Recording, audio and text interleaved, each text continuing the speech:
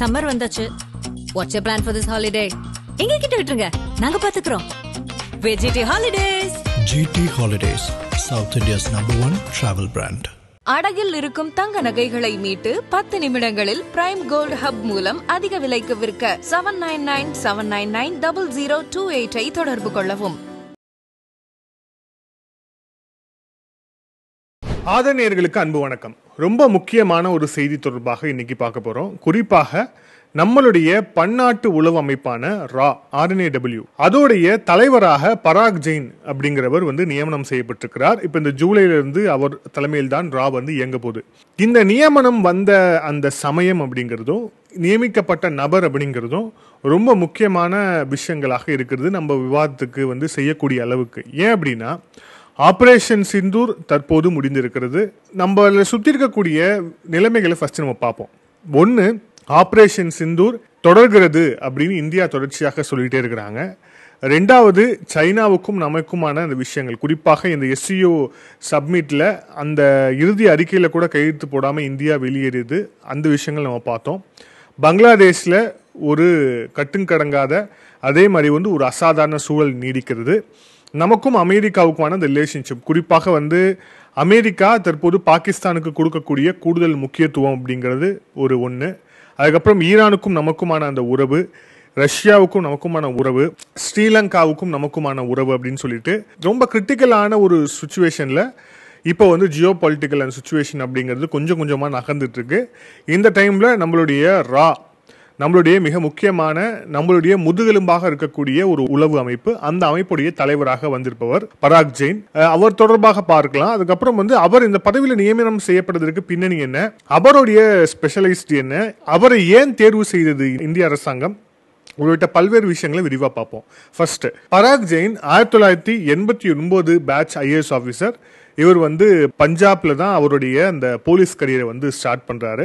பஞ்சாப்ல அந்த டைம்ல இந்த காலிஸ்தான் மூவ்மெண்ட் அப்படிங்கிறது மிக கடுமையாக இருந்த ஒரு சுச்சுவேஷன். ஏன்னா பாகிஸ்தானுடைய மிக முக்கியமான ப்ராஜெக்ட் K2 ப்ராஜெக்ட். அது K2, ஒன்னு காஷ்மீர், இன்னொன்னு காலிஸ்தான். இந்த ரெண்டு விஷயத்தை வச்சுதான் இந்தியா டிஸ்டர்ப் பண்ணணும் அப்படின்னு சொல்லிட்டு பாகிஸ்தான் மிக கடுமையாக முன்னெடுக்கக்கூடிய இந்த இந்தியா உள்ள பிரிவினைவை ஏற்படுத்தணும் அப்படின்னு நினைக்கக்கூடிய விஷயங்கள். ஸோ 1989 அவர் அவருடைய போலீஸ்ல அவருடைய கரியர் ஸ்டார்ட் பண்றாரு. அதுவும் பஞ்சாப்ல ஸ்டார்ட் பண்றாரு. பஞ்சாப்ல அப்ப இருந்த சூழல் அப்படிங்கிறது மிக கடுமையான ஒரு சூழல். குறிப்பா இந்திரா காந்தி அவர்களுடைய மறைவுக்கு பிறகு தனி காலிஸ்தான், தனி நாடு வேண்டும் அப்படின்ட்டு அங்க எழுந்த அந்த தனிநாடு கோரிக்கை, அப்புறம் உள்ளுக்குள்ளேயே இருந்த சின்ன சின்ன குரூப்ஸ் சொல்லிட்டு மிக கடுமையாக இருந்த ஒரு சூழல். ஸோ எங்கெல்லாம் அந்த இன்சர்ஜென்சி இருந்ததோ, இந்த தனிநாடு கேட்டு போராடக்கூடிய அந்த போராட்டக்காரர்கள், அந்த குழுக்கள், அவங்க போற ரகசியமான கூட்டம் உள்ளிட்ட விஷயங்கள்லாம் எங்கெங்க நடந்ததோ அந்தந்த இடத்துல பராக் ஜெயின் மிக முக்கியமான அதிகாரியாக நியமிக்கப்படுகிறார். அதை ரொம்ப திறம்பட அவர் கையாள்றார். இவரோட போஸ்டிங்ஸ் இப்போ அந்த திறம்பட கையாண்டதன் விளைவாக இவர் ஒரு டிஸ்ட்ரிக்ட் SP, அதுக்கப்புறம் DIG லெவல்னு சொல்லிட்டு பல முக்கியமான பொறுப்புகளில் இவர் வைக்கிறார். அதுக்கப்புறம் தான் அந்த கவுண்டர் இன்டெலிஜென்ஸ் அப்படிங்கிற விஷயத்தை நோக்கி அவர் நகர்றார் அப்படிங்கிற அந்த விஷயத்தை பார்க்கணும். அதுக்கப்புறம் ராவை நோக்கி அவர் நகர்ந்துட்டார். ஸோ இவரோட எக்ஸ்பீரியன்ஸ் அப்படிங்கிறது ஸ்டார்டிங்லேயே இந்த காலிஸ்தான் அந்த இடத்துல இருந்து தான் தொடங்குது. ஸோ ரொம்ப முக்கியமான ஒரு கரியர். குறிப்பாக காலிஸ்தான் மூமெண்ட்ல, அந்த மூமெண்ட் பஞ்சாப்ல எந்த வகையிலலாம் வேர் விட்டுருக்கு, அந்த வேர் எந்த இடத்துல போகுது, அதை எப்படி தடுக்கணும் உள்ளிட்ட பல்வேறு விஷயங்களுடைய எக்ஸ்பீரியன்ஸை அவர் இங்க அடையிறார். அதற்கு பிறகு காலிஸ்தான் வந்துட்டாலே பாகிஸ்தான் சம்பந்தமான விஷயங்களும் அதுல இருந்து ஈஸியா அதுல இருந்து போய் கடந்து வந்துட முடியும். ஸோ அதனால பாகிஸ்தான் தொடர்பான விஷயங்களும் சொல்லப்படுது. ஓவராலா ஜியோ பொலிட்டிக்கல் எக்ஸ்பர்ட்ஸ் இவரை குறிப்பிடும் போது என்ன சொல்றாங்கன்னா, பாகிஸ்தான் எக்ஸ்பர்ட் அப்படிங்கிறாங்க. ஸோ பாகிஸ்தான் தொடர்பாக எப்படி இதே மாதிரி தான் நம்மளுடைய தேசிய பாதுகாப்பு ஆலோசகர் அஜித் தோவல் அவர்களையும் சொல்லுவாங்க. ஏன்னா அவர் பாகிஸ்தானுக்குள்ளேயே ஒரு ஸ்பையாக ஒரு வேலை செய்த அந்த விஷயங்கள்லாம் நமக்கு தெரியும். ஸோ இவர் ஒரு ஆபீசர் கிட்டத்தட்ட 20 வருடங்கள் அப்படிங்கிற அந்த உளவு அமைப்புல பல்வேறு நிலைகளில் பல்வேறு ஆப்ரேஷன்ஸில் மிக முக்கியமாக பங்காற்றியவர் இந்த பராக் ஜெயின். இவர் சம்பந்தமான டீட்டெயில் ரொம்ப பெரிய அளவில் கிடைக்கல. ஆனால் இந்த டைமில் இவர் நியமனம் செய்வதற்கான மிக முக்கியமான ஒரு சூழல் அப்படிங்கிறது ஏற்பட்டிருக்கு. இது வந்து இதுக்கு முன்னாடி இந்த டைரக்டர் வந்து விடைபெறார் அப்படிங்கிறதால மட்டும் கிடையாது, இவரோட நியமனம் அப்படிங்கிறது இந்த சுச்சுவேஷன்ல எவ்வளவு கிரிட்டிக்கலா இருக்கு அப்படிங்கிறதையும் நம்ம சேர்த்து தான் வந்து இதுல பார்க்க வேண்டியிருக்கு. மிக குறிப்பாக சொல்லணும் அப்படின்னா இதுல இவர் நிறைய ஆபரேஷன்ஸ் வந்து லீட் பண்ணியிருக்கிறாரு. மிக குறிப்பாக சொல்லணும் அப்படின்னா 2019 பாலாகோட் ஸ்ட்ரைக்கா இருக்கட்டும், அதே மாதிரி ஆர்டிகல் 370 அப்ரிகேஷன் ஆகட்டும், இந்த சிச்சுவேஷனுக்கு பின்னணியில ஒரு செக்யூரிட்டி கிளியரன்ஸ் அப்படிங்கிறது மிக நிச்சயமாக தேவைப்படுது. அது மட்டும் இல்லாம இந்த இன்டெலிஜென்ஸ் விஷயங்களும் வந்து மிக நிச்சயமாக தேவைப்படுது. அது எல்லாம் தான் இதுக்கெல்லாம் பேக் போனா இருந்தது. ஸோ இது எல்லாத்தையுமே வந்து இவர் செய்து கொடுக்கிறார். இதை வந்து திறம்பட கையாண்டார் அப்படிங்கிற ஒரு விஷயம் வந்து இந்த பராக் ஜெயினுக்கு பின்னணியில் வந்து இருக்கு. ஸோ பாகிஸ்தானை நன்கு அறிந்தவர், அது மட்டும் இல்லாம காலிஸ்தான் மூமெண்ட்டை நன்கு அறிந்தவர், காலிஸ்தானுடைய இந்த இன்டர்நேஷனல் லிங்க்ஸ், குறிப்பாக காலிஸ்தானுக்கும் கனடாவுக்கும் இருக்கக்கூடிய லிங்க்ஸ் உட்பட நல்லா அறிந்தவர். மிக முக்கியமாக நம்ம தமிழகத்தை பொறுத்தவரை ஸ்ரீலங்காவுடைய விவகாரத்தையும் வந்து நன்கு அறிந்தவர். அதுலேயும் வந்து இவருக்கு வந்து எக்ஸ்பீரியன்ஸ் இருக்கு அப்படிங்கிறத பார்க்குறோம். ஸோ ஒரு மல்டி லெவல் ஆஃப் எக்ஸ்பீரியன்ஸ். அதுக்கப்புறம் இல்லாமல் பாகிஸ்தான் தொடர்பாக ஒரு ஸ்பெஷலிஸ்ட், அப்புறம் காலிஸ்தான் தொடர்பான அந்த ரூட்ஸ் எப்படி போகும், அந்த தனிநாடு கேட்டு போராடக்கூடிய அவர்களுடைய பிஹேவியர்ஸ் என்ன, அவர்களுடைய அந்த கமாண்ட் சென்டர்ஸ் என்ன, எங்கெங்கெல்லாம் இயங்குது உள்ளிட்ட பல்வேறு விஷயங்களை அறிந்தவர் அப்படிங்கிற முறையிலையும் இவர் வந்து இந்த பதவியில வந்து அமர வைப்பதற்கு மிக முக்கியமான ஒரு காரணமாக இருக்கு. இதுல அடுத்து பார்ப்போம். அடுத்து என்ன அப்படின்னா, இவர் இந்த பதவிக்கு வருவதற்கு முன்னாடி இவர் வந்து வகித்த அந்த பதவியும் வந்து ரொம்ப முக்கியத்துவம் வாய்ந்தது. அது என்ன அப்படின்னா ஏவியேஷன் ரிசர்ச் சென்டர், ஏஆர்சி அப்படின்ட்டு வந்து அவங்க அழைக்கிறாங்க. ஸோ இதோடைய தலைவராகவும் பராக் ஜெயின் தான் வந்து இருந்தார். இந்த ஏஆர்சி அப்படிங்கிற இந்த ஏவியேஷன் ரிசர்ச் சென்டர் அப்படிங்கிற இந்த அமைப்பு அப்படிங்கிறது 1963 வந்து அமைக்கப்படுது. அதுக்கப்புறம் வந்து இது வந்து 1971 ஒரு பர்மனண்டான ஒரு ஆர்கனைசேஷனாக இது வந்து மாற்றப்படுது. இதோடைய பணிகள் என்னென்ன, இது வந்து RNAW ராவோடைய ஒரு உட்பிரிவு அப்படின்னு சொல்லலாம். இதோட மிக முக்கியமான பணிகள் என்னென்ன அப்படின்னா ஏர் சர்வைலன்ஸ் ஆஃப் எனிமி, நம்மளுடைய எதிரி நாடுகளுடைய இந்த வான்பரப்பில் இருக்கக்கூடிய பாதுகாப்பை வந்து ஆராய்வது. அதுக்கப்புறம் ஏர் அட்டாக் ஆன் எனிமிஸ், நாம் வந்து எதிரிகளை நோக்கி நடத்தக்கூடிய இந்த வான் தாக்குதல் தொடர்பான விஷயங்களை வந்து கோஆர்டினேட் பண்ணுறது, அதன் தொடர்ச்சியாக அதை ஒட்டி இருக்கக்கூடிய உளவு தகவல்களை சேகரிப்பது. அதுக்கப்புறம் கம்பைன்டு வித் IAF, நம்மளுடைய இந்திய விமானப்படையோடு இணைந்து பல்வேறு விஷயங்களை வந்து செய்வது. அதுக்கப்புறம் combined with Indian army, specially defence intelligence unit and military intelligence unit, நமக்கு வந்து ராணுவ உளவு பிரிவு அப்படின்னு சொல்லி தனியா இருக்கு. ஸோ அதனோடும் வந்து கோஆர்டினேட் பண்ணி பல விஷயங்களை செய்யறது. ஸோ இதுதான் இந்த ஏஆர்சின்னு சொல்லக்கூடிய ஏவியேஷன் ரிசர்ச் சென்டர், இந்த அமைப்போட மிக முக்கியமான பணிகள்.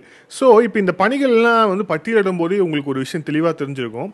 ஆபரேஷன் சிந்தூரில் நாம நடத்தியது அப்படிங்கிறது ஏர் ஸ்ட்ரைக். அதுவும் குறிப்பாக அவங்களுடைய இந்த 11 ஏர்பேஸில் வந்து நாம நடத்திய தாக்குதல் அப்படிங்கிறதும் சரி, அதுக்கு முன்பாக ஒரு 9 டார்கெட்ஸ், 4 டார்கெட் பாகிஸ்தானுக்குள்ள, 5 டார்கெட் பாகிஸ்தான் ஆக்குபைட் காஷ்மீர்னு சொல்லிட்டு அதுல ஒரு 9 டார்கெட்ஸ், எல்லாமே வந்து ஏர் ஸ்ட்ரைக் தான். ஸோ ஆபரேஷன் சிந்தூர்லையும் பராக் ஜெயினுடைய குறிப்பா அவர் லீட் பண்ண இந்த ஏஆர்சின்னு சொல்லக்கூடிய ஏவியேஷன் ரிசர்ச் சென்டருடைய ரோல் அப்படிங்கிறது மிக முக்கியமான ஒரு ரோல் இருந்திருக்கு. ஸோ அதை ஒட்டியும் தான் இந்த எலிவேஷன் இவருக்கு கிடைச்சிருக்கு அப்படிங்கிறத வந்து பார்க்கலாம். அதே மாதிரி எதிரிகளுடைய வான்பரப்பு தொடர்பாகவும் நல்ல ஒரு தகவலை வந்து அறிந்தவர் அப்படிங்கிற முறையிலும் கூட இவருக்கு இந்த பொறுப்பு அப்படிங்கிறது கொடுக்கப்பட்டிருக்கு. ஏன் அப்படின்னா நம்ம ஆஃப் லைட்டா பார்க்குறோம். இப்போ ரொம்ப ரீசெண்டா நடந்த உலக நாடுகள் நடந்த எந்த எஸ்கலேஷனுமே வந்து தரையில கிடையாது, தரைப்படை உள்ள போய் தாக்குதல் நடத்துறது அப்படிங்கிற எந்த விஷயமே கிடையாது. எல்லாமே வந்து வான் தாக்குதல்ல தான் இருக்கு. ஒன்று UAVன்னு சொல்லக்கூடிய அன்மேன்டு ஏரியல் வெஹிக்கிள், ட்ரோன்ஸ், அதன் மூலியமா நடத்தப்பட தாக்குதல். அதுக்கப்புறம் வந்து டைரக்டா லேண்ட் டு லேண்ட், அப்புறம் லேண்ட் டு ஏர்ன்னு சொல்லி மிசைல் மூலியமா நடத்தப்பட தாக்குதல், அப்புறம் ஏர் டிஃபென்ஸ் சிஸ்டம், அதுக்கப்புறம் வந்து இந்திய விமானப்படையுடைய தாக்குதல்னு சொல்லிட்டு எல்லாமே வந்து வான்வெளி தாக்குதல தான் வந்து மாறி இருக்கு. ஸோ இந்த வான்வெளி தாக்குதல்ல மிக முக்கியமான எக்ஸ்பர்டைஸா, மிக முக்கியமான ஒரு எக்ஸ்பர்ட்டா இருக்கக்கூடிய ஒரு அமைப்பை லீட் பண்ணவர் இந்த பராக் ஜெயின். ஸோ அந்த ராவுடைய தலைவர் பதவிக்கு வருவதற்கு மிக முக்கியமான ஒரு காரணங்கள்ல இந்த காரணமும் ஒன்று. அதை தாண்டி அவர் வந்து 1989 பேட்ச் IPS ஆஃபீஸர் அப்படிங்கிறதால கிரேடு வகையில் வந்து அவரும் வந்து DGP ரேங்க்ல வந்து அதுக்கப்புறம் அதையும் வந்து கடந்துருக்கிறார் அப்படிங்கிறதாலையும் இந்த பதவி வந்து அவருக்கு தரப்பட்டிருக்கு அப்படிங்கிற விஷயத்தை பார்க்கணும். இந்த பதிவோட இறுதியா இது சொல்லக்கூடிய மிக முக்கியமான ஒரு மெசேஜ் என்ன அப்படின்னா, நம்மளுடைய இந்த ராவுடைய தலைவராக இப்ப இருப்பவருக்கு இஸ் அ பாகிஸ்தான் எக்ஸ்பர்ட். அது மட்டும் இல்லாம இன்சர்ஜென்சியால பாதிக்கப்பட்ட குறிப்பாக இந்த காலிஸ்தான் விஷயத்திலும் ஒரு எக்ஸ்பர்ட்டா இருக்காரு. அது எல்லாத்தையுமே கடந்து அவர் வந்து வகித்த மிக முக்கியமான பதவி அப்படிங்கிறது ஏஆர்சி, ஏவியேஷன் ரிசர்ச் சென்டர். அது வந்து நம்மளுடைய வான்பரப்பு மட்டும் கிடையாது, எதிரி நாடுடைய வான்பரப்பையும் வந்து அதையும் அது சம்பந்தமான விஷயங்களையும் வந்து அலசி அது தொடர்பாக டேட்டா எடுத்து வைத்திருக்கக்கூடிய ஒரு அமைப்புடைய தலைவராக இருந்தவர். ஸோ இது எல்லாம் தான் இவர் இந்த பதவிக்கு நகர்த்தி இருக்கு அப்படிங்கிறத பார்க்குறோம். இது மிக முக்கியமாக இவருடைய நியமனம் அப்படிங்கிறது இந்தியாவுடைய எதிரி நாடுகளுக்கு மிக முக்கியமாக சொல்லக்கூடிய ஒரு மெசேஜா இதுல நிறைய விஷயங்கள் இருக்கு. குறிப்பா இந்த விஷயத்துல இது எல்லாமே வந்து அடங்கும்.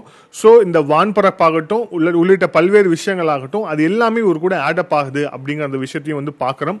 ஸோ இதுக்கப்புறம் வந்து ரா எடுக்க போற முக்கியமான ஆப்ரேஷன்ஸ் கிட்டத்தட்ட ராவுடைய பணிகள் அப்புறம் ரா முன்னெடுக்க போற பணிகள் எதுவுமே 99% வெளியே வராது. அதே மாதிரி அவர்கள் முன்னெடுக்கக்கூடிய அந்த ஆப்ரேஷன்ஸோடைய சக்சஸ் ரேட் அப்படிங்கிறது தான் நம்மளுடைய பாதுகாப்பை வந்து ஒரு நிமிஷமும் உறுதி செய்து உள்நாட்டுக்குள்ள அப்படிங்கிற அந்த ஒரு விஷயத்தை வந்து நம்ம பார்க்குறோம். மிக குறிப்பாக ரொம்ப ரீசெண்டாக நடந்த ஒரு ஆப்ரேஷனோட முடிக்கலாம். ஆபரேஷன் சிந்தூருக்கு பிறகு வங்கதேசத்துல வகாருஸமான் அவங்களுடைய ராணுவ தளபதி கிட்டத்தட்ட வந்து அவர் வந்து சிறை வைக்கப்பட இருந்தார்.